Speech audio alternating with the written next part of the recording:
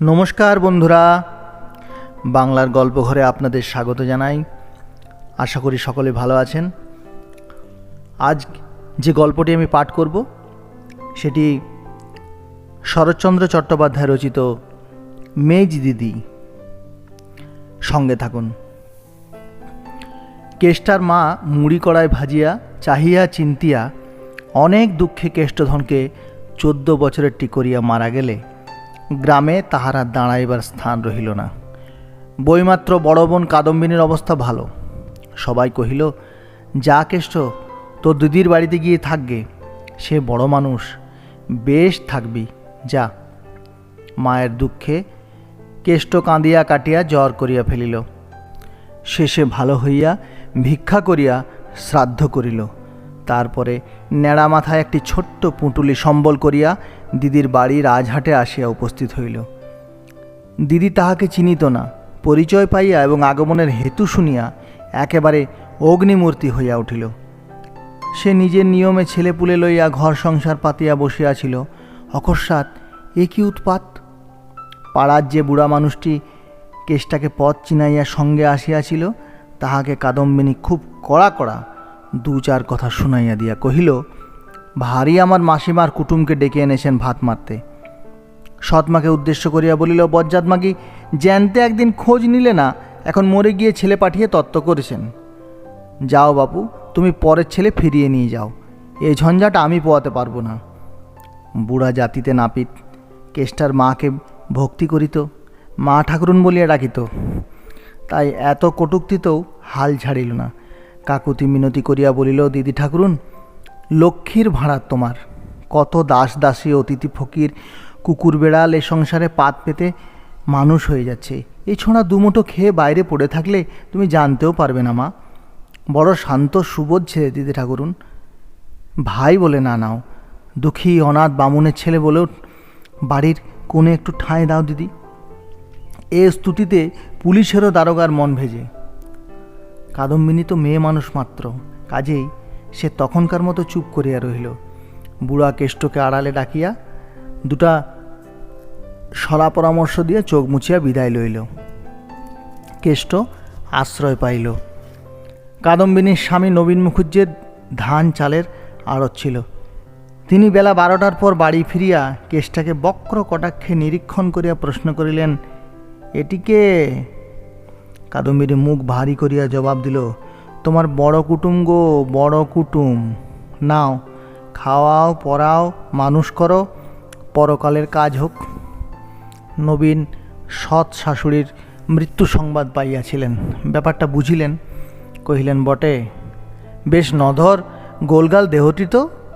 স্ত্রী কহিলেন, বেশ হবে না কেন? বাপ আমার বিষয় আশয় যা কিছু রেখে গিয়েছিলেন সে সমস্তই মাগি ওর গহ্বরে ঢুকিয়েছে। আমি তো তার একটি কানাকড়িও পেলুম না।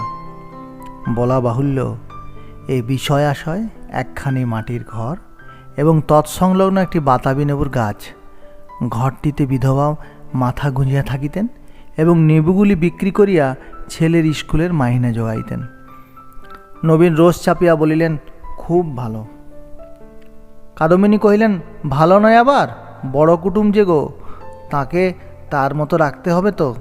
এতে আমার পাঁচু গোপালের বরাতে একবেলা এক সন্ধে জোটে তো তাই ঢের ভেলো, নইলে অখ্যাতিতে দেশ ভরে যাবে। বলিয়া পাশের বাড়ির দোতলা ঘরের বিশেষ একটা খোলা জানালার প্রতি রোষ কষায়িত লোচনের অগ্নিদৃষ্টি নিক্ষেপ করিলেন। এই ঘরটা তার মেজোজা হেমাঙ্গিনীর। কেষ্ট বারান্দার একধারে ঘাড় হেঁট করিয়া বসিয়া লজ্জায় মরিয়া যাইতেছিল। কাদম্বিনী ভাঁড়ারে ঢুকিয়া একটা নারিকেল মালায় একটুখানি তেল আনিয়া তাহার পাশে ধরিয়া দিয়া কহিলেন, আর মায়া কান্না কানতে হবে না, যাও পুকুর থেকে ডুব দিয়ে এসোগে। বলি, ফুলের তেল তেল মাখার অভ্যাস নেই তো? স্বামীকে উদ্দেশ্য করিয়া চেঁচাইয়া বলিলেন, তুমি চান করতে যাবার সময় বাবুকে ডেকে নিয়ে যেও গো, নইলে ডুবে মলে টলে বাড়ি শুদ্ধ লোকের হাতে দড়ি পড়বে। কেষ্ট ভাত খাইতে বসিয়াছিল। সে স্বভাবতই ভাতটা কিছু বেশি খাইত। তাহাতে কাল বিকাল হইতে খাওয়া হয় নাই। আজ এতখানি পথ হাঁটিয়া আসিয়াছে, বেলাও হইয়াছে। নানা কারণে পাতের ভাতগুলি নিঃশেষ করিয়াও তাহার ঠিক ক্ষুধা মিটে নাই। নবীন অদূরে খাইতে বসিয়াছিলেন। লক্ষ্য করিয়া স্ত্রীকে কহিলেন, কেষ্টকে আর দুটি ভাত দাও গো। দি বলিয়া কাদম্বিনী উঠিয়া গিয়া পরিপূর্ণ এক থালা ভাত আনিয়া সমস্তটা তাহার পাতে ঢালিয়া দিয়া উচ্চ হাস্য করিয়া কহিলেন, তবেই হয়েছে। এ হাতির খোরাক নিত্য জোগাতে গেলে যে আমাদের আড়তি খালি হয়ে যাবে গো। ওবেলা দোকান থেকে মন্দুই মোটা চাল পাঠিয়ে দিও, নইলে দেউলে হতে দেরি হবে না, তা বলে রাখছি। মর্মান্তিক লজ্জায় কেষ্টর মুখখানি আরও ঝুঁকিয়া পড়িল। সে এক মায়ের ছেলে, দুঃখিনী জননীর কাছে সরু চাল খাইতে পাইয়াছিল কিনা সে খবর জানি না, কিন্তু পেট ভরিয়া খাওয়ার অপরাধে কোনোদিন লজ্জায় মাথা হেট করিতে হয় নাই তাহা জানি। তাহার মনে পড়িল, হাজার বেশি খাইয়াও কখনো মায়ের মনের স্বাদ মিটাইতে পারে নাই। মনে পড়িল, এই সেদিনও ঘুড়ি লাটাই কিনিবার জন্য দুমোটা ভাত বেশি খাইয়া পয়সা আদায় করিয়া লইয়াছিল। তাহার দুই চোখের কোণ বাহিয়া বড় বড় অশ্রুর ফোঁটা ভাতের থালার উপর নিঃশব্দে ঝরিয়া পড়িতে লাগিল। সে সেই ভাত মাথা গুঁজিয়া গিলিতে লাগিল। বাঁ হাতটা তুলিয়া মুছিতে পর্যন্ত সাহস করিল না, পাছে দিদির চোখে পড়ে। অনতি পূর্বেই মায়া কান্না কাঁদার অপরাধে বকুনি খাইয়াছিল। সেই ধমক তাহার এত বড় মাতৃশোকেরও ঘাড় চাপিয়া রাখিল। পৈতৃক বাড়িটা দুই ভাইয়ে ভাগ করিয়া লইয়াছিল। পাশের দোতলা বাড়িটা মেজ ভাই বিপিনের। ছোট ভাইয়ের অনেক দিন মৃত্যু হইয়াছিল। বিপিনেরও ধান চালেরই কারবার। তাহার অবস্থাও ভালো, কিন্তু বড় ভাই নবীনের সমান নয়। তথাপি ইহার বাড়িটাই দোতলা। মেজ বউ হেমাঙ্গিনী শহরের মেয়ে। সে দাস দাসী রাখিয়া লোকজন খাওয়াইয়া জাঁক জমকে থাকিতে ভালোবাসে। পয়সা বাঁচাইয়া গরিবী চালে চলে না বলিয়াই বছর চারেক পূর্বে দুই যায় কলহ করিয়া পৃথক হইয়াছিল। সেই অবধি প্রকাশ্য কলহ অনেকবার হইয়াছে, অনেকবার মিটিয়াছে, কিন্তু মনোমালিন্য একটি দিনের জন্য ঘুচে নাই। কারণ সেটা বড়জা কাদম্বিনীর একলার হাতে। তিনি পাকা লোক, ঠিক বুঝিতেন ভাঙা হাঁড়ি জোড়া লাগে না, কিন্তু মেজ বউ অত পাকা নয়, অমন করিয়া বুঝিতেও পারিত না। ঝগড়াটা প্রথমে সেই করিয়া ফেলিত বটে, কিন্তু সেই মিটাইবার জন্য, কথা কহিবার জন্য, খাওয়াইবার জন্য ভিতরে ভিতরে ছটফট করিয়া একদিন আস্তে আস্তে কাছে আসিয়া বসিত। শেষে হাতে পায়ে পড়িয়া কাঁদিয়া কাটিয়া ঘাট মানিয়া বড়জাকে নিজের ঘরে ধরিয়া আনিয়া ভাব করিত। এমনি করিয়াই দুই জায়ের অনেক দিন কাটিয়াছে। আজ বেলা 3টা সাড়ে 3টার সময় হেমাঙ্গিনী এ বাড়িতে আসিয়া উপস্থিত হইল।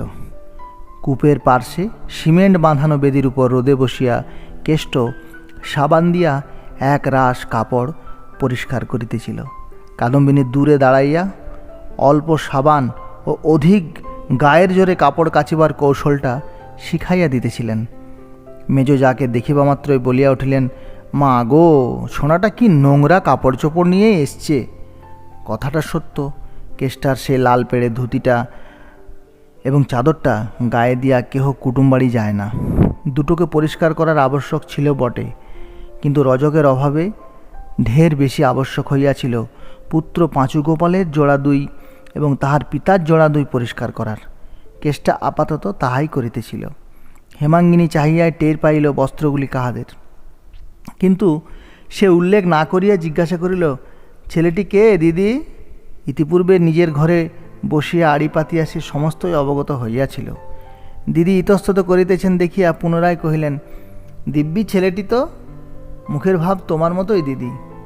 বলি, বাপের বাড়ি কেউ নাকি? কাদম্বিনী বিরক্ত মুখে জবাব দিলেন, আমার বইমাত্র ভাই। ওরে ও কেষ্ট, তোর মেজ দিদিকে একটা প্রণাম কর না রে। কি অসভ্য ছেলে বাবা! গুরুজনকে একটা নমস্কার করতে হয়, তাও কি তোর মা আমাকে শিখিয়ে নিয়ে মরেনি রে? কেষ্ট থতমত খাইয়া উঠিয়া আসিয়া কাদম্বিনীর পায়ের কাছে নমস্কার করাতে তিনি ধমকাইয়া উঠিলেন, মর হাবা কালা নাকি, কাকে প্রণাম করতে বললুম আর কাকে এসে করলে? বস্তুত আসিয়া অবধি তিরস্কার ও অপমানের অবিশ্রাম আঘাতে তার মাথা বেঠিক হইয়া গিয়েছিল। তাহার ঝাঁঝে ব্যস্ত ও হতবুদ্ধি হইয়া হেমাঙ্গিনীর পায়ের কাছে সরিয়া আসিয়া শির অবনত করিতেই সে হাত দিয়া ধরিয়া ফেলিয়া তাহার চিবুক স্পর্শ করিয়া আশীর্বাদ করিল, থাক থাক, হয়েছে ভাই, চিরজীবী হও। কেষ্ট মূঢ়ের মতো তাহার মুখফানে চাহিয়া রয়ে গেল। এদেশে এমন করিয়া যে কেহ কথা বলিতে পারে, ইহা যেন তাহার মাথায় ঢুকিল না।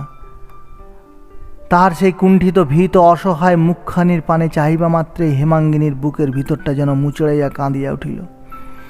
নিজেকে আর সামলাইতে না পারিয়া সহসা এই হতভাগ্য অনাথ বালককে বুকের কাছে টানিয়া লইয়া তাহার পরিশ্রান্ত ঘর্মা প্লুত মুখখানি নিজের আঁচলে মুছাইয়া দিয়া যাকে কহিল, আহা, একে দিয়ে কি কাপড় কাচিয়ে নিতে আছে দিদি? একটা চাকর ডাকুনি কেন? কাদম্বিনী হঠাৎ অবাক হইয়া গিয়া জবাব দিতে পারিলেন না, কিন্তু নিমেষে সামলাইয়া লইয়া রাগিয়া উঠিয়া বলিলেন, আমি তো তোমার মতো বড় মানুষ নই মেজ বউ, যে বাড়িতে 10-20টা দাস দাসী আছে। আমাদের গেরস্থ ঘরে।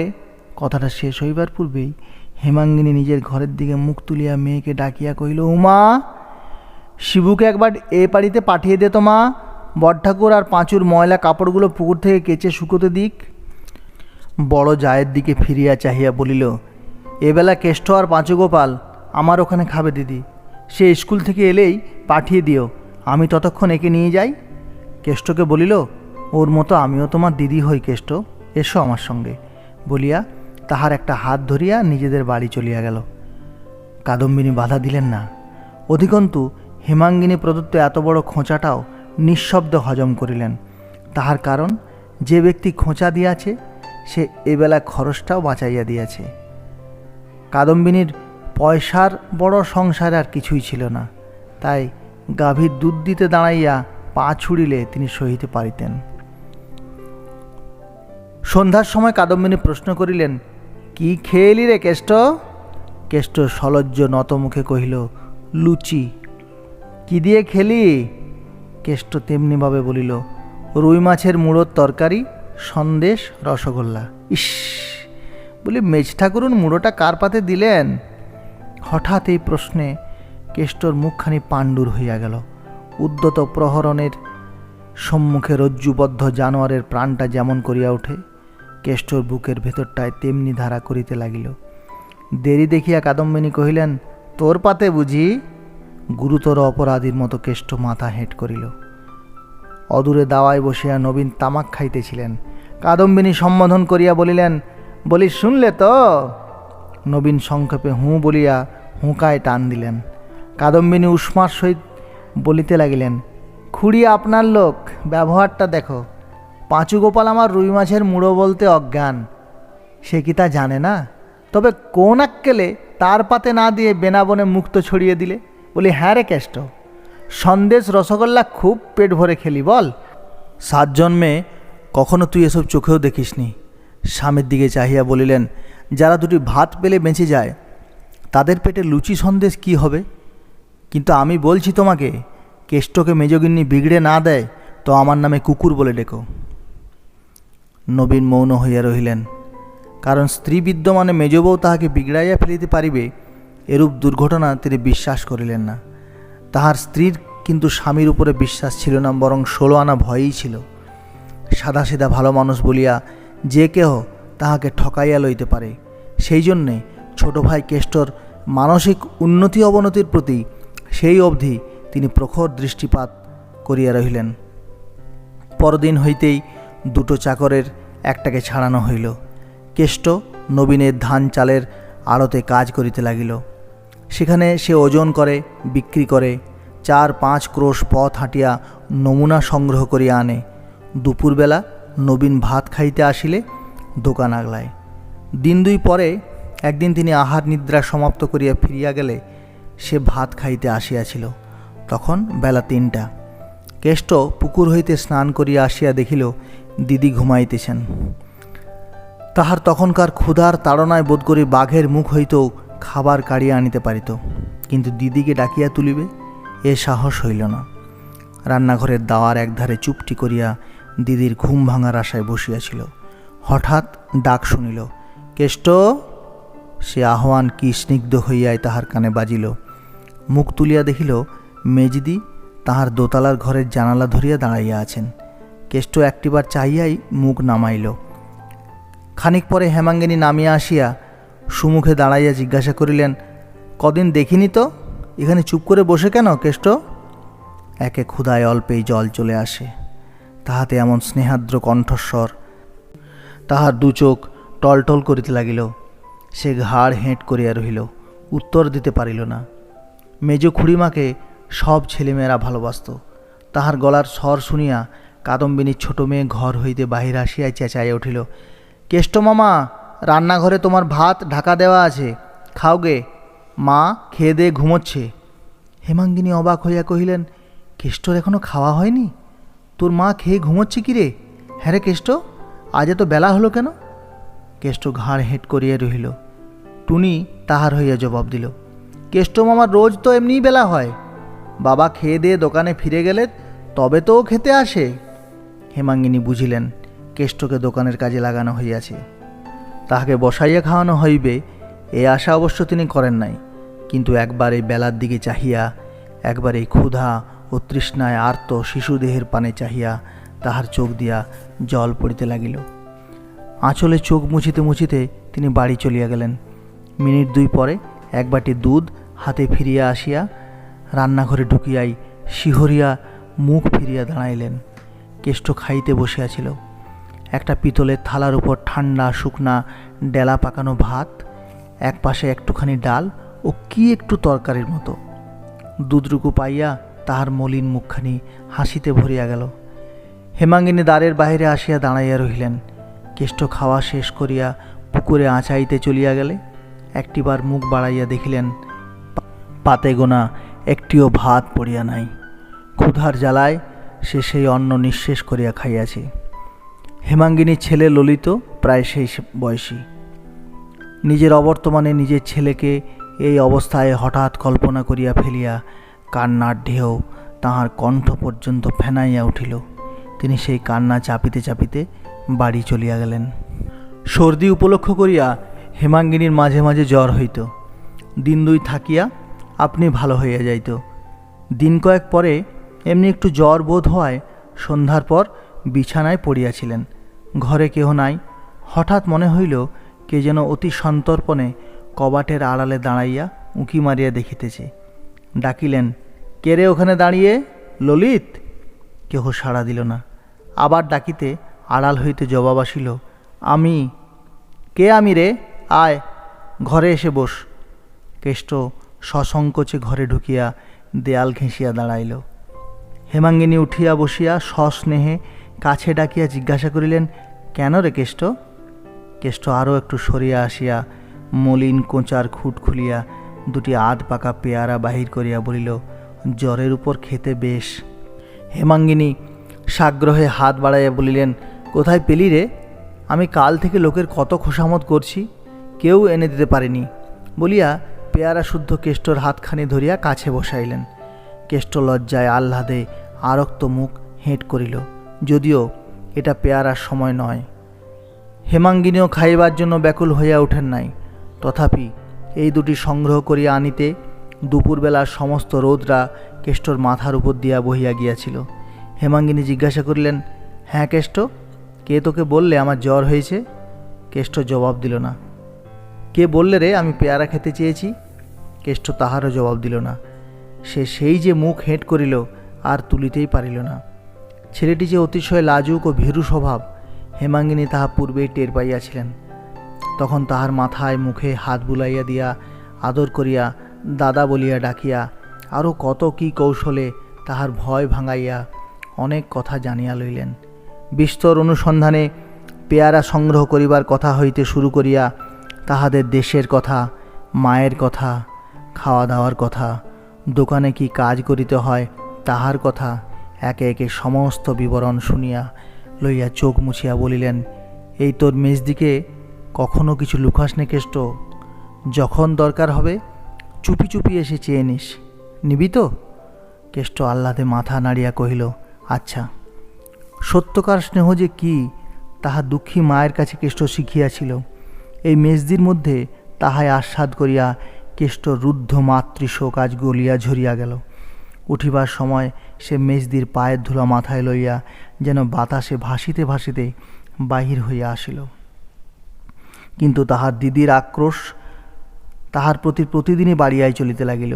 কারণ সে সৎ মার ছেলে, সে নিরুপায়। অখ্যাতির ভয়ে তাহাকে তাড়াইয়া দেওয়া যায় না, বিলাইয়া দেওয়াও যায় না। সুতরাং যখন রাখিতেই হইবে, তখন যতদিন তার দেহ বহে ততদিন কষিয়া খাটাইয়া লওয়াটাই ঠিক। সে ঘরে ফিরিয়া আসিতেই দিদি ধরিয়া পড়িলেন। সমস্ত দুপুর দোকান পালিয়ে কোথায় ছিলি রে কেষ্ট? কেষ্ট চুপ করিয়া রহিল। কাদম্বিনী ভয়ানক রাগিয়া বলিলেন, বল শিগগির। কেষ্ট তথাপি নিরুত্তর হইয়া রহিল। মৌন থাকিলে যাহাদের রাগ পড়ে, কাদম্বিনী সে দলের নহেন। অতএব কথা বলাইবার জন্য তিনি যতই জেদ করিতে লাগিলেন, বলাইতে না পারিয়া তাহার ক্রোধ এবং রোখ ততই চড়িয়া উঠিতে লাগিল। অবশেষে পাঁচু গোপালকে ডাকিয়া তাহার দুই কান পুনঃ পুনঃ মলাইয়া দিলেন এবং তাহার জন্য রাত্রে হাঁড়িতে চাল লইলেন না। আঘাত যতই গুরুতর হোক, প্রতিহত হইতে না পাইলে লাগে না। পর্বত শিখর হইতে নিক্ষেপ করিলেই হাত পা ভাঙে না, ভাঙে শুধু তখনই যখন পদতল পৃষ্ঠ কঠিন ভূমি সেই বেগ প্রতিরোধ করে। ঠিক তাহাই হইয়াছিল কেষ্টর। মায়ের মরণ যখন পায়ের নিচের নির্ভর স্থলটুকু তাহার একেবারে বিলুপ্ত করিয়া দিল, তখন হইতে বাহিরের কোনো আঘাতই তাহাকে আঘাত করিয়া ধূলিসাৎ করিয়া দিতে পারিত না। সে দুঃখীর ছেলে, কিন্তু কখনো দুঃখ পায় নাই। লাঞ্ছনা গঞ্জনার সহিত তার পূর্ব পরিচয় ছিল না। তথাপি এখানে আসা অবধি কাদম্বিনীর দেওয়া কঠোর দুঃখ কষ্ট সে যে অনায়াসে সহ্য করিতে পারিতেছিল, সে শুধু পায়ের তলায় অবলম্বন ছিল না বলিয়াই। কিন্তু আজ আর পারিল না। আজ সে হেমাঙ্গিনীর মাতৃস্নেহের নির্ভর ভিত্তির সন্ধান পাইয়াছিল।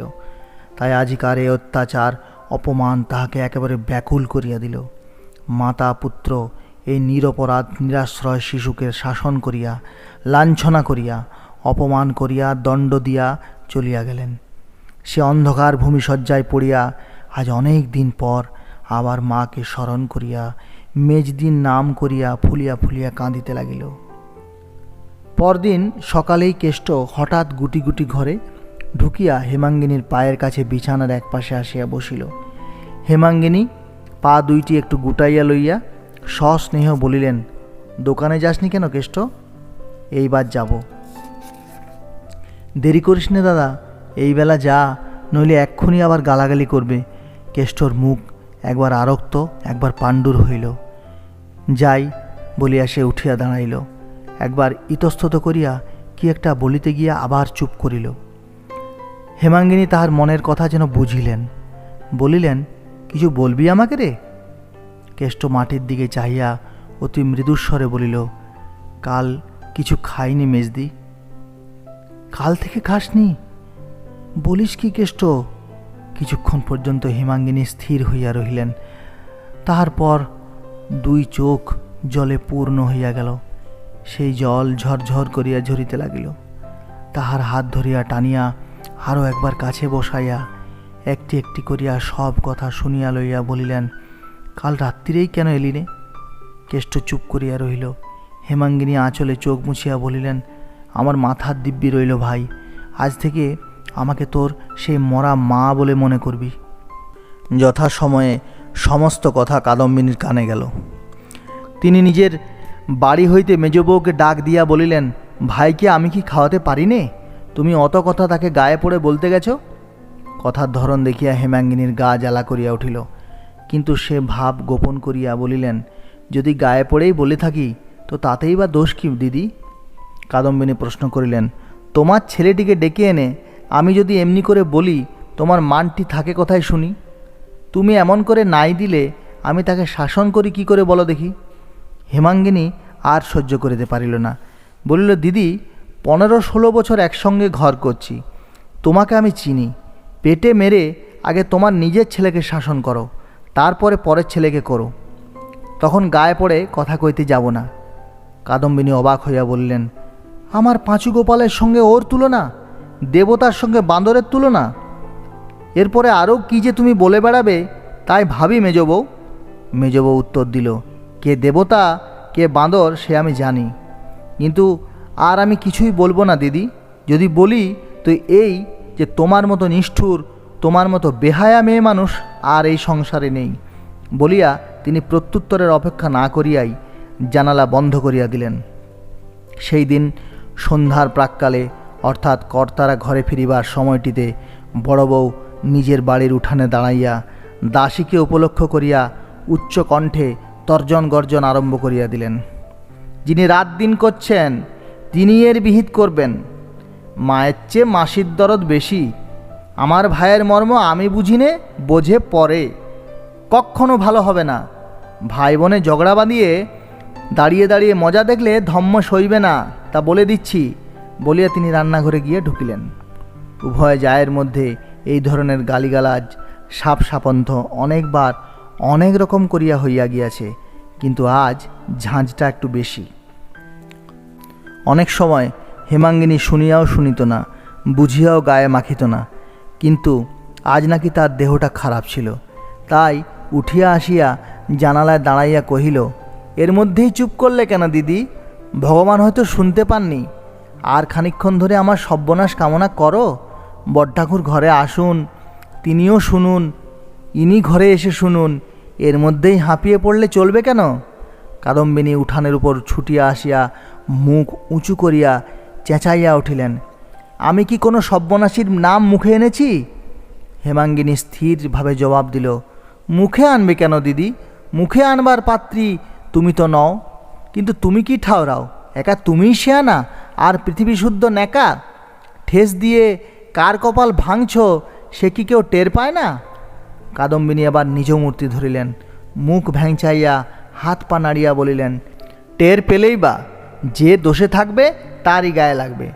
আর একা তুমিই টের পাও, আমি পাইনে? কেষ্ট যখন এলো 7 চড়ে রা করতো না, যা বলতুম মুখ বুঝে তাই করতো। আজ দুপুরবেলা কার জোরে কি জবাব দিয়ে গেল জিজ্ঞাসা করে দেখো এই প্রসন্নর মাকে, বলিয়া দাসীকে দেখাইয়া দিল। প্রসন্নর মা কহিল, সে কথা সত্যি মেজ বৌমা।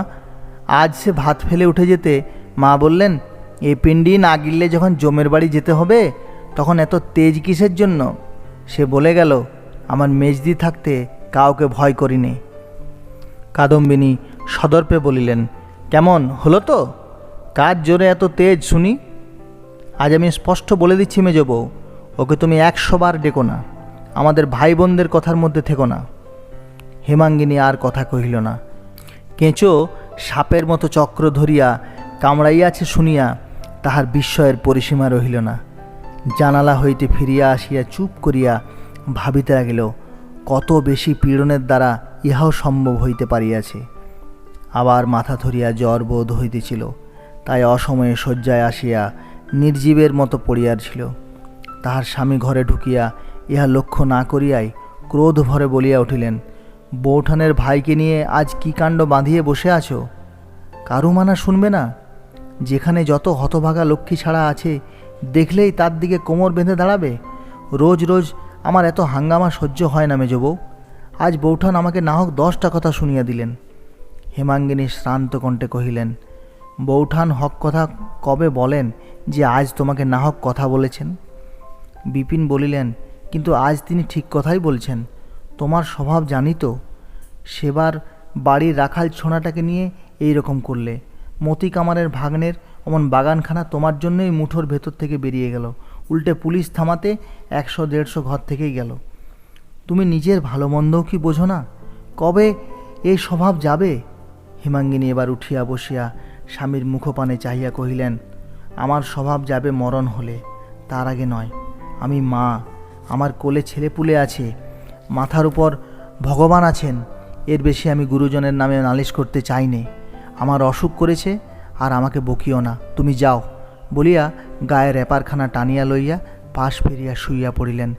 বিপিন প্রকাশ্যে আর তর্ক করিতে সাহস করিলেন না, কিন্তু মনে মনে স্ত্রীর উপর এবং বিশেষ করিয়া ওই গলগ্রহ দুর্ভাগাটার উপর আজ মর্মান্তিক চটিয়া গেলেন।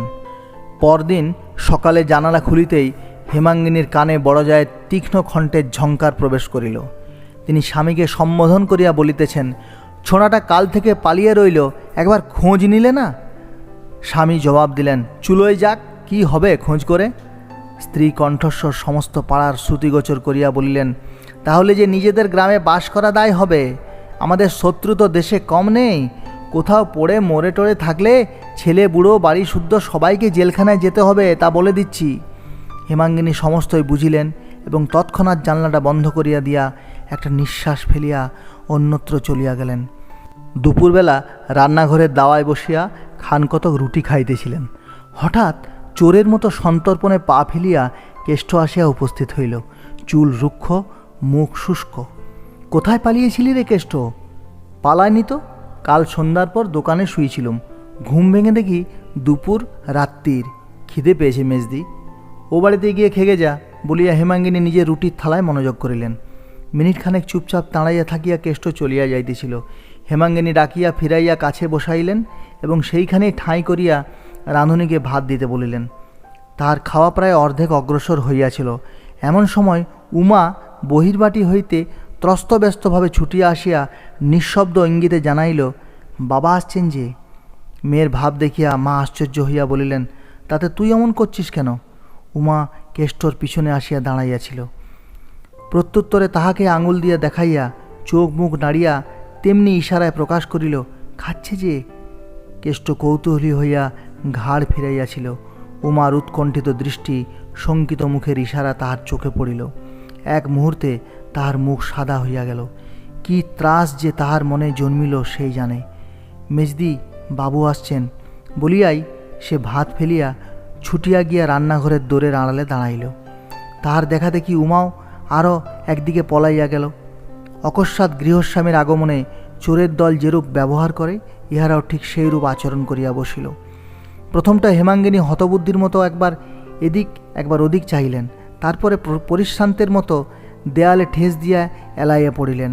লজ্জা ও অপমানের শুল যেন তাহার বুকখানা এফোড় ওফোড় করিয়া দিয়া গেল। পরক্ষণে বিপিন আসিয়া উপস্থিত হইলেন।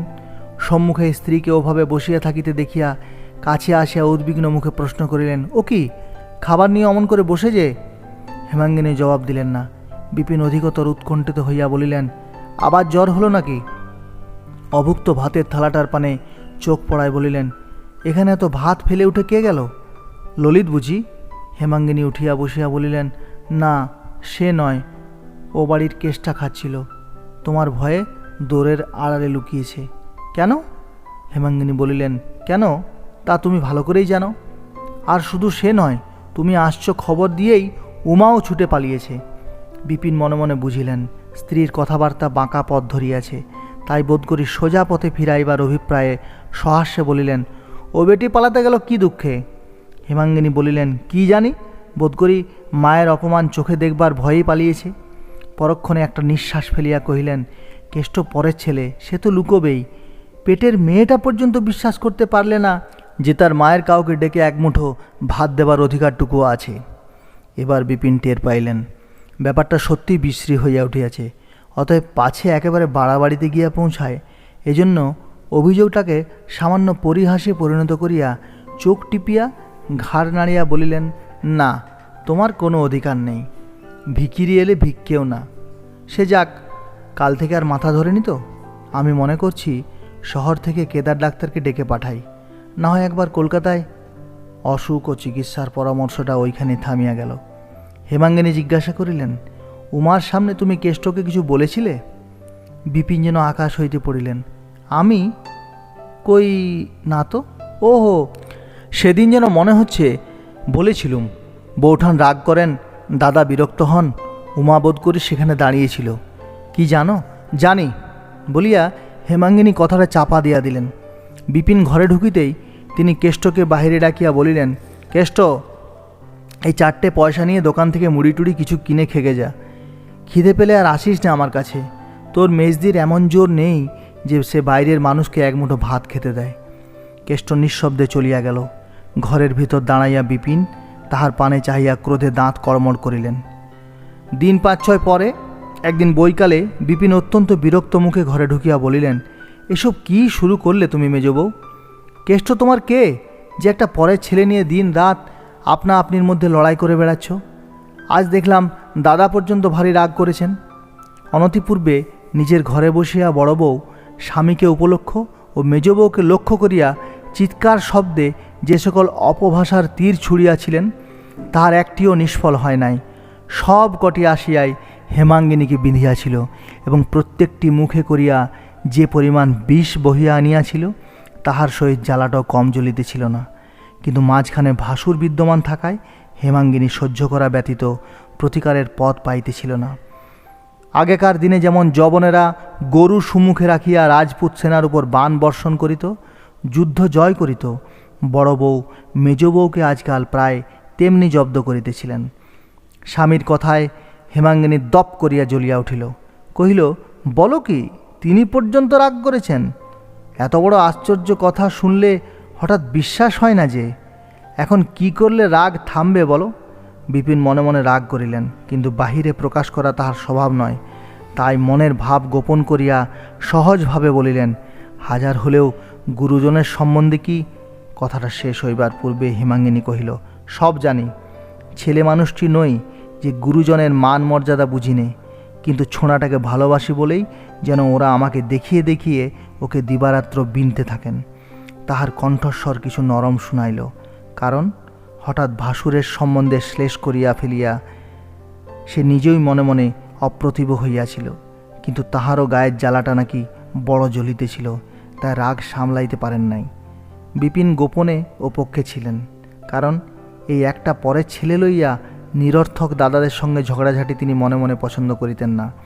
স্ত্রীর এই লজ্জাটুকু লক্ষ্য করিয়া জো পাইয়া জোর দিয়া বলিলেন, বেঁধাবিধি কিছুই নয়, তারা নিজেদের ছেলে শাসন করছেন, কাজ শেখাচ্ছেন, তাতে তোমাকে বিঁধলে চলবে কেন? আর তাছাড়া যাই করুন, তারা গুরুজন যে। হেমাঙ্গিনী স্বামীর মুখের পানে চাহিয়া প্রথমটা কিছু বিস্মিত হইল, কারণ এই 15-16 বছরের ঘরকন্যায় স্বামীর এত বড় ভাতৃভক্তি সে ইতিপূর্বে দেখে নাই। কিন্তু পরমুহূর্তে তার সর্বাঙ্গ ক্রোধে জ্বলিয়া উঠিল। কহিল, তারা গুরুজন, আমিও মা। গুরুজন নিজের মান নিজের নিঃশেষ করলে আমি কি দিয়ে ভর্তি করব বলো? বিপিন কি একটা জবাব বোধ করি দিতে যাইতেছিল, থামিয়া গেলেন। দ্বারের বাহিরে কুণ্ঠিত কণ্ঠের বিনম্র ডাক শোনা গেল, মেজদি। স্বামী স্ত্রীতে চোখাচোখি হইল। স্বামী একটু হাসিলেন, তাহাতে প্রীতি বিকীর্ণ হইল না। স্ত্রীর অধরে ওষ্ঠ চাপিয়া কবাটের কাছে সরিয়া আসিয়া নিঃশব্দে কেষ্টর মুখের পানে চাহিতেই সে আহ্লাদে গলিয়া গিয়া প্রথমেই যা মুখে আসিল কহিল, কেমন আছো মেজদি? হেমাঙ্গিনী এক মুহূর্ত কথা কহিতে পারিল না। যাহার জন্য স্বামী স্ত্রীতে এইমাত্র বিবাদ হইয়া গেল, অকস্মাৎ তাহাকেই সম্মুখে পাইয়া বিবাদের সমস্ত বিরক্তিটা তাহারই মাথায় গিয়া পড়িল। হেমাঙ্গিনী অনুচ্চ কণ্ঠস্বরে কহিলেন, এখানে কি? কেন তুই রোজ রোজ আসিস বলতো? কেষ্টর বুকের ভিতরটা ধক করিয়া উঠিল। এই কঠোর কণ্ঠস্বরটা সত্যই এত কঠোর শুনাইল যে হেতুই আর যাই হোক, বস্তুটা যে সস্নেহ পরিহাস নয় বুঝিয়া লইতে এই দুর্ভাগা বালকটারও বিলম্ব হইল না। ভয়ে বিস্ময়ে লজ্জায় মুখখানা তাহার কালি মাখা হইয়া গেল। কহিল, দেখতে এসেছি। বিপিন হাসিয়া বলিলেন, দেখতে এসেছে তোমাকে? এ হাসি যেন দাঁত ভ্যাংচাইয়া হেমাঙ্গিনীকে অপমান করিল। সে দলিতা ভুজঙ্গিনীর মতো স্বামীর মুখের পানে একটিবার চাহিয়াই চোখ ফিরাইয়া লইয়া কহিল, আর এখানে তুই আসিস নে, যা। আচ্ছা বলিয়া কেষ্ট তাহার মুখের কালি হাসি দিয়া ঢাকিতে গিয়া সমস্ত মুখ আরও কালো, আরও বিশ্রী বিকৃত করিয়া অধমুখে চলিয়া গেল। সে বিকৃতির কালো ছায়া হেমাঙ্গিনী নিজের মুখের উপর লইয়া স্বামীর পানে আরেক বাস চাহিয়া দ্রুতপদে ঘর ছাড়িয়া বাহির হইয়া গেল। দিন 5-6 হইয়া গেল, হেমাঙ্গিনীর জ্বর ছাড়ে নাই। কাল ডাক্তার বলিয়া গিয়েছিলেন সর্দি বুকে বসিয়াছে। সন্ধ্যার দ্বীপ সবেমাত্র জ্বালা হইয়াছিল। ললিত ভালো কাপড় জামা পরিয়া ঘরে ঢুকিয়া কহিল, মা, দত্তদের বাড়ি পুতুল নাচ হবে, দেখতে যাব? মা একটুখানি হাসিয়া বলিলেন, হ্যাঁ রে ললিত, তোর মা যে এই 5-6 দিন পড়ে আছে, একবারটি কাছে এসেও তো বসিস নে বাবা। ললিত লজ্জা পাইয়া শিয়রের কাছে আসিয়া বসিল। মা সস্নেহে ছেলের পিঠে হাত দিয়া বলিলেন, এই অসুখ যদি না সারে, যদি মরে যাই, কি করিস তুই? খুব কাঁদিস, যা সেরে যাবে বলিয়া ললিত মায়ের বুকের উপর একটা হাত রাখিল। মা ছেলের হাতখানি হাতে লইয়া চুপ করিয়া রহিলেন। জ্বরের উপরে এই স্পর্শ তাহার সর্বাঙ্গ জুড়াইয়া দিতে লাগিল। ইচ্ছা করিতে লাগিল এমন করিয়া বহুক্ষণ কাটান, কিন্তু একটু পরেই ললিত উসকুস করিতে লাগিল। পুতুল নাচ হয়তো এতক্ষণে শুরু হইয়া গিয়াছে মনে করিয়া ভিতরে ভিতরে তাহার চিত্ত অস্থির হইয়া উঠিল। ছেলের মনের কথা বুঝিতে পারিয়া মা মনে মনে হাসিয়া বলিলেন, আচ্ছা যা, দেখে আয়, বেশি রাত করিস না যেন বাবা। না মা, এখনই ফিরে আসব বলিয়া ললিত ঘরের বাহির হইয়া গেল। কিন্তু মিনিট 2 পরে ফিরিয়া আসিয়া বলিল, মা একটা কথা বলবো। মা হাসি মুখে বলিলেন, একটা টাকা চাই তো, ওই কুলুঙ্গিতে আছে, নিগে দেখিস, বেশি নিস নে যেন। না মা, টাকা চাই নে।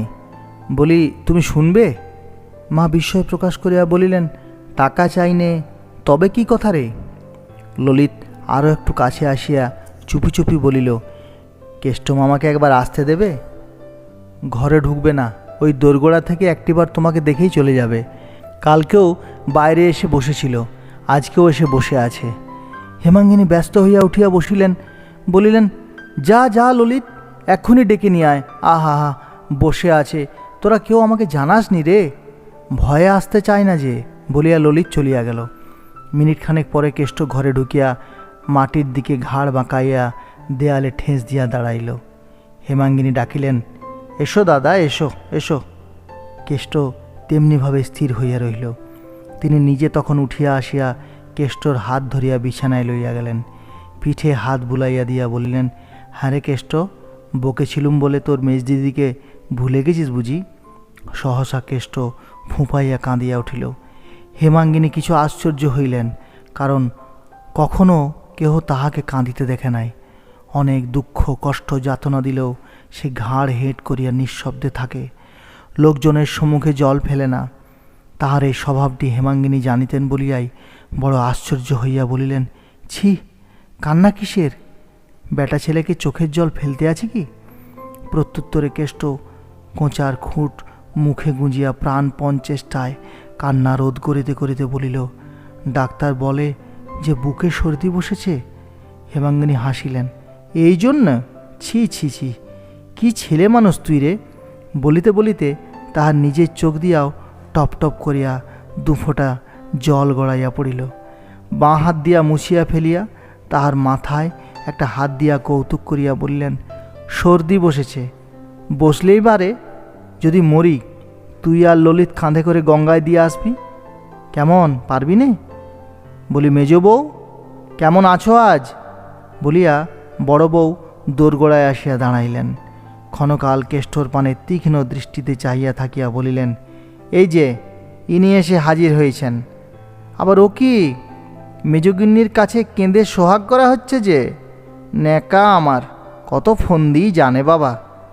ক্লান্তিবশত হেমাঙ্গিনী এইমাত্র বালিশে হেলান দিয়া কাত হইয়া পড়িয়াছিলেন। তীরের মতো সোজা উঠিয়া বসিয়া কহিলেন, দিদি, আমার 6-7 দিন জ্বর, তোমার পায়ে পড়ি, আজ তুমি যাও। কাদম্বিনী প্রথমটা থতমত খাইয়া গেলেন, কিন্তু পরক্ষণে সামলাইয়া লইয়া বলিলেন, তোমাকে তো বলিনি মেজ বউ, নিজের ভাইকে শাসন করছি, তুমি অমন মার মুখে হয়ে উঠছ কেন? হেমাঙ্গিনী বলিল, শাসন তো রাত্রি দিনই চলছে, বাড়ি গিয়ে করো, এখানে আমার সামনে করবার দরকার নেই, আর করতে দেবও না। কেন, তুমি কি বাড়ি থেকে তাড়িয়ে দেবে নাকি? হেমাঙ্গিনী হাত জোড় করিয়া বলিল, আমার বড় অসুখ দিদি, তোমার 2টি পায়ে পড়ি, হয় চুপ করো নয় যাও। কাদম্বিনী বলিলেন, নিজের ভাইকে শাসন করতে পারবো না? হেমাঙ্গিনী জবাব দিল, বাড়ি গিয়ে করো গে, সে আজ ভালো করেই হবে। আমার নামে লাগান ভাঙানো আজ আমি বার করব। বজ্জাত, মিথ্যুক কথাকার। বললুম, গরুর দড়ি নেই কেষ্ট, 2টি পাট কেটে দে। না দিদি, তোমার পায়ে পড়ি, পুতুল নাচ দেখে আসি। এই বুঝি পুতুলের নাচ হচ্ছে না? বলিয়া কাদম্বিনী গুম গুম করিয়া পা ফেলিয়া চলিয়া গেলেন। হেমাঙ্গিনী কতক্ষণ কাঠের মতো বসিয়া থাকিয়া শুইয়া পড়িয়া বলিল, কেন তুই পুতুল নাচ দেখতে গেলিনি কেষ্ট? গেলে তো আর এসব হতো না। আসতে যখন তোকে ওরা দেয় না, তখন আর আসিস নে আমার কাছে। কেষ্ট আর কথাটি না কহিয়া আস্তে আস্তে চলিয়া গেল, কিন্তু তৎক্ষণাৎ ফিরিয়া আসিয়া বলিল, আমাদের গাঁয়ের বিশালাক্ষী ঠাকুর বড় জাগ্রত মেজদি, পুজো দিলে অসুখ সেরে যায়, দাও না মেজদি। এইমাত্র নিরর্থক ঝগড়া হইয়া যাওয়ার হেমাঙ্গিনীর মনটা ভারী বিগড়াইয়া গিয়াছিল। ঝগড়াঝাটি তো হয়ই, সেজন্য নয়, এমন একটা রসালো ছুতা পাইয়া এই হতভাগার দুর্দশা যে কিরূপ হইবে, আসলে সেই কথাটা মনে মনে তোলপাড় করিয়া তাহার বুকের ভিতরটা ক্ষোভে ও নিরুপায় আক্রোশে জ্বলিয়া উঠিয়াছিল। কেষ্ট ফিরিয়া আসিতেই হেমাঙ্গিনী উঠিয়া বসিল এবং কাছে বসাইয়া গায়ে হাত বুলাইয়া দিয়া কাঁদিয়া ফেলিল। চোখ মুছিয়া বলিল, আমি ভালো হয়ে তোকে লুকিয়ে পুজো দিতে পাঠিয়ে দেব, পারবি একলা যেতে? কেষ্ট উৎসাহে দুই চক্ষু বিস্ফারিত করিয়া বলিল, একলা যেতে খুব পারবো। তুমি আজকে আমাকে একটা টাকা দিয়ে পাঠিয়ে দাও না মেজদি, আমি কাল সকালেই পুজো দিয়ে তোমাকে প্রসাদ এনে দেব, সে খেলে তক্ষুনি অসুখ সেরে যাবে। দাও না মেজদি, আজকেই পাঠিয়ে দাও। হেমাঙ্গিনী দেখিলেন তাহারা সবুর সয় না, বলিলেন, কিন্তু কাল ফিরে এলে তোকে যে এরা ভারী মারবে। মারধরের কথা শুনিয়া প্রথমটা কেষ্ট দমিয়া গেল, কিন্তু পরক্ষণে প্রফুল্ল হইয়া কহিল, মারুক গে, তোমার অসুখ সেরে যাবে তো। আবার তাহার চোখ দিয়া জল গড়াইয়া পড়িল। বলিলেন, হ্যাঁ রে কেষ্ট, আমি তোর কেউ নই, তবে আমার জন্য তোর এত মাথা ব্যথা কেন? এ প্রশ্নের উত্তর কেষ্ট কোথায় পাইবে? সে কি করিয়া বুঝাইবে তাহার পীড়িত আর্ত হৃদয় দিবারাত্র কাঁদিয়া কাঁদিয়া তাহার মাকে খুঁজিয়া ফিরিতেছে। একটুখানি মুখপানে চাহিয়া থাকিয়া বলিল, তোমার অসুখ যে সারছে না মেজদি, বুকে সর্দি বসেছে যে। হেমাঙ্গিনী এবার একটু হাসিয়া বলিলেন, আমার সর্দি বসেছে তাতে তোর কি? তোর এত ভাবনা হয় কেন? কেষ্ট আশ্চর্য হইয়া বলিল, ভাবনা হবে না মেজদি, বুকে সর্দি বসা যে বড় খারাপ। অসুখ যদি বেড়ে যায় তাহলে তাহলে তোকে ডেকে পাঠাবো, কিন্তু না ডেকে পাঠালে আর আসিস নে ভাই। কেন মেজদি? হেমাঙ্গিনী দৃঢ়ভাবে মাথা নাড়িয়া বলিলেন, না, তোকে আর আমি এখানে আসতে দেব না। না ডেকে পাঠালেও যদি আসিস তাহলে ভারী রাগ করব। কেষ্ট মুখপানে চাহিয়া সভয়ে জিজ্ঞাসা করিল, তাহলে বলো, কাল সকালে কখন ডেকে পাঠাবে? কাল সকালে আবার তোর আসা চাই? কেষ্ট অপ্রতিভ হইয়া বলিল, আচ্ছা, সকালে না হয় দুপুরবেলায় আসব। না মেজদি। তাহার চোখে মুখে এমনই একটা ব্যাকুল অনুনয় ফুটিয়া উঠিল যে হেমাঙ্গিনী মনে মনে ব্যথা পাইলেন, কিন্তু আর তো তাহার কঠিন না হইলে নয়। সবাই মিলিয়া এই নিরীহ একান্ত অসহায় বালকের উপর যে নির্যাতন শুরু করিয়াছে, কোনো কারণেই আর তো তাহা বাড়াইয়া দেওয়া চলে না। সে হয়তো সহিতে পারে, মেজদির কাছে আসা যাওয়া করিবার দণ্ড যত গুরুতরই হোক সে হয়তো সহ্য করিতে পিছপা হইবে না, কিন্তু তাই বলিয়া তিনি নিজে কি করিয়া সহিবেন? হেমাঙ্গিনীর চোখ ফাটিয়া জল আসিতে লাগিল, তথাপি তিনি মুখ ফিরাইয়া রুক্ষস্বরে বলিলেন, বিরক্ত করিস নে কেষ্ট, যা এখান থেকে। ডেকে পাঠালে আসিস, নইলে যখন তখন এসে আমাকে বিরক্ত করিস নে। না, বিরক্ত করিনি তো, বলিয়া ভীত লজ্জিত মুখখানি হেঁট করিয়া তাড়াতাড়ি কেষ্ট উঠিয়া গেল। এইবার হেমাঙ্গিনীর দুই চোখ বাহিয়া প্রস্রবণের মতো জল ঝরিয়া পড়িতে লাগিল। তিনি সুস্পষ্ট দেখিতে লাগিলেন এই নিরুপায় অনাথ ছেলেটা মা হারাইয়া তাঁকেই মা বলিয়া আশ্রয় করিতেছে। তাহারই আঁচলের অল্প একটুখানি মাথায় টানিয়া লইবার জন্য কাঙালের মতো কি করিয়াই না বেড়াইতেছে। হেমাঙ্গিনী চোখ মুছিয়া মনে মনে বলিলেন, কেষ্ট, মুখখানি অমন করে গেলি ভাই, কিন্তু তোর এই মেজদি যে তোর চেয়েও নিরুপায়। তোকে জোর করে বুকে টেনে আনবে সে ক্ষমতা যে তার নেই ভাই। উমা আসিয়া কহিল, মা, কাল কেষ্ট মামা তাগাদায় না গিয়ে তোমার কাছে এসে বসেছিল বলে জ্যাঠামশাই এমন মারলেন যে নাকদি। হেমাঙ্গিনী ধমকিয়া উঠিলেন, আচ্ছা, হয়েছে হয়েছে, যা তুই এখান থেকে।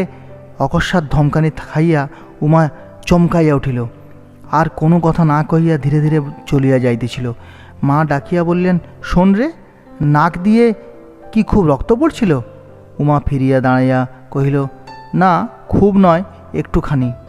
আচ্ছা, তুই যা। উমা কপাটের কাছে আসিয়া বলিয়া উঠিল, মা, এই যে কেষ্ট মামা দাঁড়িয়ে রয়েছে। কেষ্ট শুনিতে পাইল।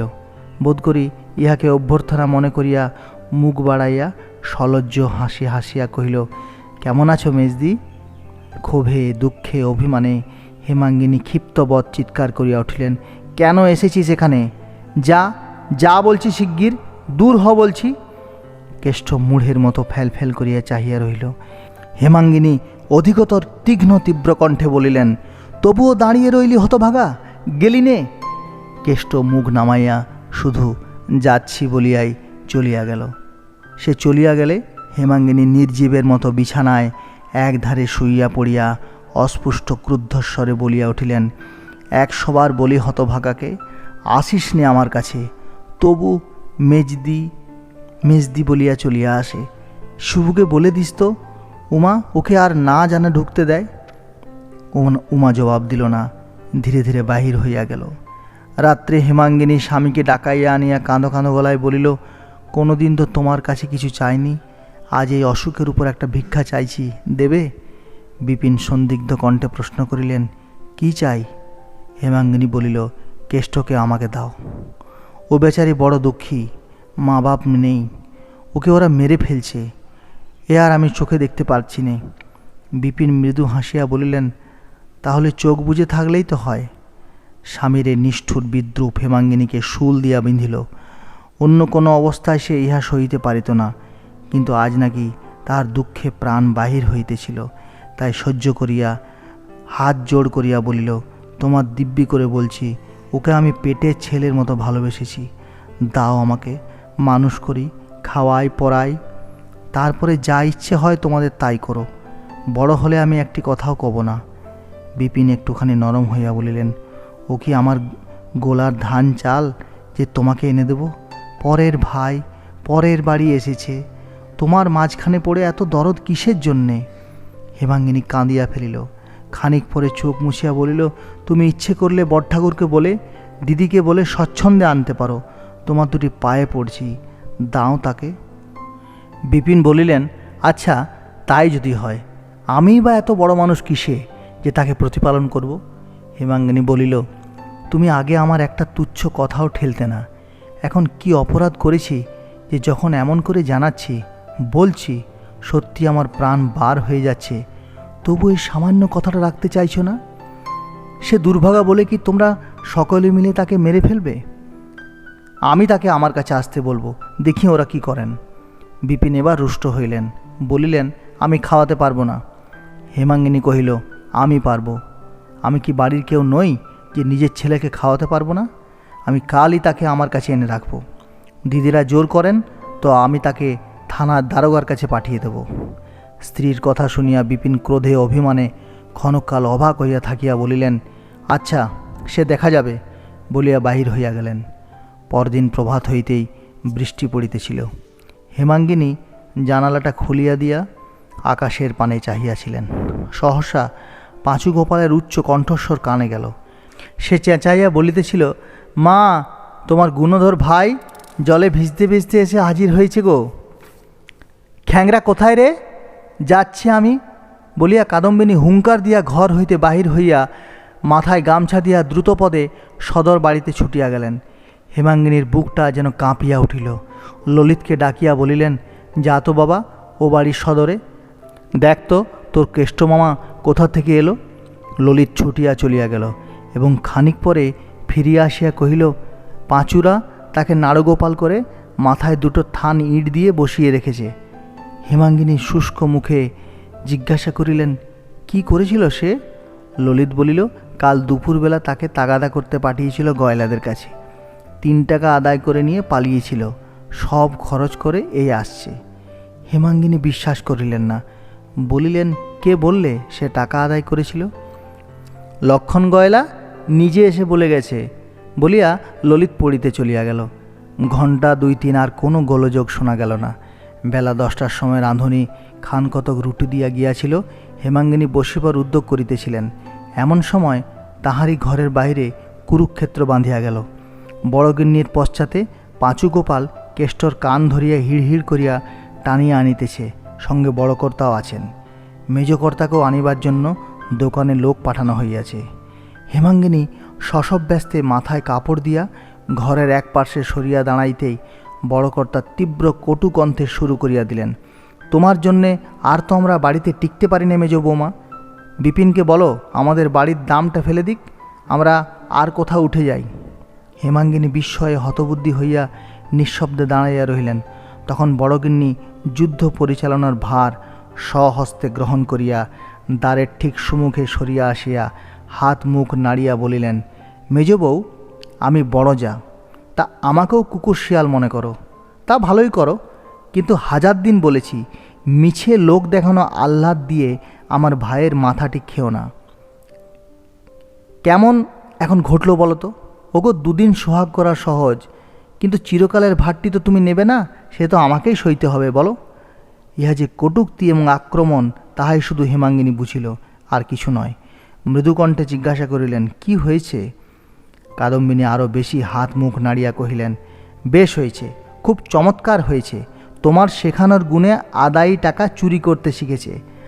আর দুদিন কাছে ডেকে আরও দুটো সলা পরামর্শ দাও, তাহলে সিন্দুক ভাঙতে সিঁধ কাটতেও শিখবে। একে হেমাঙ্গিনী পীড়িত, তাহার উপরে কদর্য বিদ্রূপ ও মিথ্যা অভিযোগ। আজ সে জ্ঞান হারাইল। ইতিপূর্বে কখনো কোনো কারণে ভাসুরের সম্মুখে কথা কহে নাই, কিন্তু আজ আর থাকিতে পারিল না। মৃদুকণ্ঠে কহিল, আমি কি তাকে চুরি ডাকাতি করতে শিখিয়ে দিয়েছি দিদি? কাদম্বিনী স্বচ্ছন্দে বলিলেন, কেমন করে জানবো কি তুমি শিখিয়ে দিয়েছ না দাওনি? এ স্বভাব তো তার আগে ছিল না, এখনই বা হলো কেন? এত লুকোচুরির কথাবার্তাই বা কি তোমাদের? আর এত আহ্লাদ দেওয়াই বা কী জন্য? কতদিনের পুঞ্জীভূত আবদ্ধ বিদ্বেষ রাশি যে এই একটু পথ পাইয়া বাহির হইয়া আসিল, তাহা যিনি সব দেখেন তিনি দেখিতে পাইলেন। মুহূর্তকালের জন্য হেমাঙ্গিনী হতজ্ঞানের মতো স্তম্ভিত হইয়া রহিল। এমন নিষ্ঠুর আঘাত, এত বড় নির্লজ্জ অপমান মানুষ মানুষকে যে করিতে পারে, ইহা যেন তাহার মাথায় প্রবেশ করিল না। কিন্তু ওই মুহূর্তকালের জন্যই। পরক্ষণে সে মর্মান্তিক আহত সিংহীর মতো দুই চোখে আগুন জ্বালিয়া বাহির হইয়া আসিল। ভাসুরকে সুমুখে দেখিয়া মাথায় কাপড় আরও একটু টানিয়া দিল, কিন্তু রাগ সামলাইতে পারিল না। বড় যাকে সম্বোধন করিয়া মৃদু অথচ কঠোর স্বরে বলিল, তুমি এত বড় চামার যে তোমার সঙ্গে কথা কইতেও আমার ঘৃণাবোধ হয়। তুমি এত বড় বেহায়া মেয়ে মানুষ যে ওই ছোঁড়াটাকে ভাই বলেও পরিচয় দিচ্ছ। মানুষ জানোয়ার পুষলে তাকেও পেট ভরে খেতে দেয়, কিন্তু ওই হতভাগাটাকে দিয়ে যত রকমের ছোট কাজ করিয়ে নিয়েও তোমরা আজ পর্যন্ত একদিন পেট ভরে খেতে দাও না। আমি না থাকলে এতদিনে ও না খেতে পেয়েই মরে যেত। ও পেটের জ্বালায় শুধু ছুটে আসে আমার কাছে, সোহাগ আহ্লাদ করতে আসে না। বড়জা বলিলেন, আমরা খেতে দিই নে, শুধু খাটিয়ে নিই, আর তুমি ওকে খেতে দিয়ে বাঁচিয়ে রেখেছ? হেমাঙ্গিনী জবাব দিল, ঠিক তাই। আজ পর্যন্ত কখনো ওকে দুবেলা তোমরা খেতে দাওনি, কেবল মারধর করেছ, আর যত পেরেছ খাটিয়ে নিয়েছ। তোমার ভয়ে আমি 1000 দিন ওকে আসতে বারণ করেছি, কিন্তু খিদে বরদাস্ত করতে পারে না, আর আমার কাছে পেট ভরে দুটো খেতে পায় বলেই ছুটে ছুটে আসে। চুরি ডাকাতির পরামর্শ নিতে আসে না, কিন্তু তোমরা এত বড় হিংসুক যে তাও চোখে দেখতে পারো না। এবার ভাসুর জবাব দিলেন। কেষ্টকে সম্মুখে টানিয়া আনিয়া তাহার কোঁচার খুঁট খুলিয়া একটা কলা পাতার ঠোঙা বাহির করিয়া সক্রোধে বলিয়া উঠিলেন, হিংসুক আমরা? কেন যে ওরে ভালো চোখে দেখতে পারি নে তা তুমি নিজের চোখেই দেখো। মেজ বৌমা, তোমার শেখানোর গুণেই ও আমার টাকা চুরি করে তোমার ভালোর জন্যে কোন একটা ঠাকুরের পুজো দিয়ে প্রসাদ এনেছে, এই নাও। বলিয়া তিনি গোটা 2 সন্দেশ ও ফুল বেলপাতা ঠোঙার ভিতর হইতে বাহির করিয়া দেখাইলেন। কাদম্বিনী চোখ কপালে তুলিয়া বলিলেন, মা গো, কি মিটমিটে শয়তান, কি ধরিবাজ ছেলে! বেশ তো মেজ বউ, এখন তুমি বলো না কি মতলবে ও চুরি করেছে? ও কি আমার ভালোর জন্য? হেমাঙ্গিনী ক্রোধে জ্ঞান হারাইল। একে তাহার অসুস্থ শরীর, তাহাতে এই সমস্ত মিথ্যা অভিযোগ। সে দ্রুতপদে কেষ্টর সম্মুখীন হইয়া তাহার 2 গালে সশব্দে চড় কষাইয়া দিয়া কহিল, বদমাইশ চোর! আমি তোকে চুরি করতে শিখিয়ে দিয়েছি? কতদিন তোকে আমার বাড়িতে ঢুকতে বারণ করেছি, কতবার তোকে তাড়িয়ে দিয়েছি। আমার নিশ্চয়ই বোধ হচ্ছে তুই চুরির মতলবেই যখন তখন এসে উঁকি মেরে দেখতিস। ইতিপূর্বেই বাড়ির সকলে আসিয়া উপস্থিত হইয়াছিল। শিবু কহিল, আমি নিজের চোখে দেখেছি মা, পরশু রাত্রিরে ও তোমার ঘরের সম্মুখে আঁধারে দাঁড়িয়েছিল, আমাকে দেখেই ছুটে পালিয়ে গেল। আমি এসে না পড়লে নিশ্চয়ই তোমার ঘরে ঢুকে চুরি করত। পাঁচু গোপাল বলিল, জানে মেজ খুড়িমার অসুস্থ শরীর, সন্ধ্যা হলেই ঘুমিয়ে পড়েন। ও কি কম চালাক?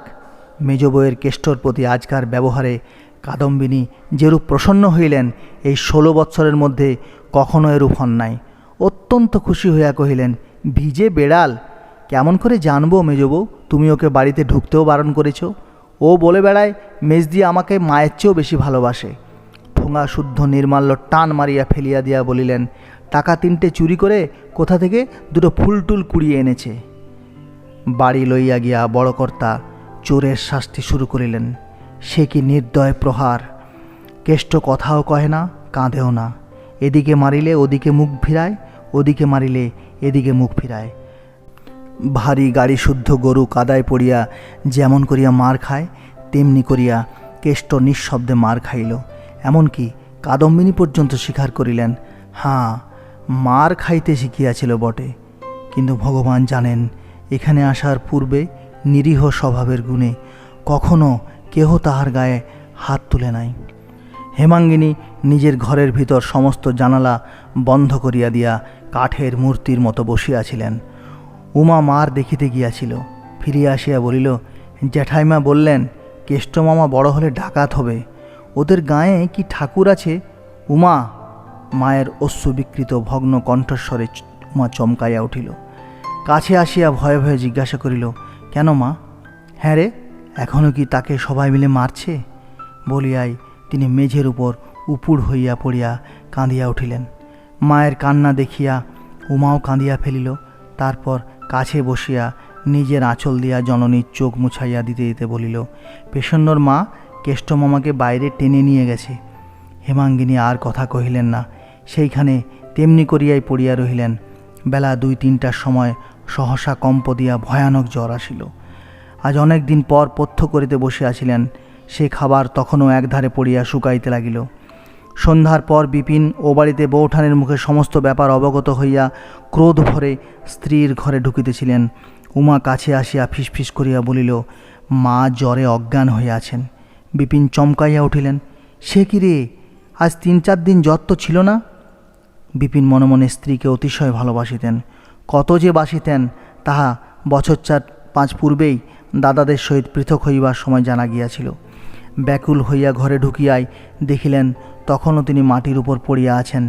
ব্যস্ত হইয়া শয্যায় তুলিবার জন্য গায়ে হাত দিতেই হেমাঙ্গিনী চোখ মিলিয়া এক মুহূর্ত স্বামীর মুখের পানে চাইয়া থাকিয়া অকস্মাৎ 2 পা জড়াইয়া ধরিয়া কাঁদিয়া উঠিলেন, কেষ্টকে আশ্রয় দাও, নইলে এ জ্বর আমার সারবে না। মা দুর্গা আমাকে কিছুতে মাপ করবেন না। বিপিন পা ছাড়াইয়া লইয়া কাছে বসিয়া স্ত্রীর মাথায় হাত বুলাইয়া সান্ত্বনা দিতে লাগিলেন। হেমাঙ্গিনী বলিলেন, দেবে? বিপিন সজল চক্ষু হাত দিয়া মুছিয়া বলিলেন, তুমি যা চাও তাই হবে, তুমি ভালো হয়ে ওঠো। হেমাঙ্গিনী আর কিছু বলিলেন না, বিছানায় উঠিয়া শুইয়া পড়িলেন। জ্বর রাত্রেই ছাড়িয়া গেল। পরদিন সকালে উঠিয়া বিপিন ইহা লক্ষ্য করিয়া পরম আহ্লাদিত হইলেন। হাত মুখ ধুইয়া কিছু জলযোগ করিয়া দোকানে বাহির হইতেছিলেন। হেমাঙ্গিনী আসিয়া বলিলেন, মার খেয়ে কেষ্টার ভারী জ্বর হয়েছে, তাকে আমি আমার কাছে নিয়ে আসছি। বিপিন মনে মনে অত্যন্ত বিরক্ত হইয়া বলিলেন, তাকে এ বাড়িতে আনবার দরকার কি আছে বলো? যেখানে আছে সেখানেই থাক না। হেমাঙ্গিনী ক্ষণকাল স্তম্ভিত হইয়া থাকিয়া বলিলেন, কাল রাত্রে যে তুমি কথা দিলে তাকে আশ্রয় দেবে। বিপিন অবজ্ঞা ভরে মাথা নাড়িয়া বলিলেন, হ্যাঁ, সে কে যে তাকে ঘরে এনে পুষতে হবে?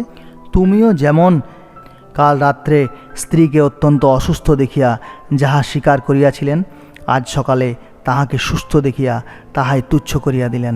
ছাতাটা বগলে চাপিয়া উঠাইয়া দাঁড়াইয়া বলিলেন, পাগলামি করো না, দাদারা ভারী চটে যাবেন।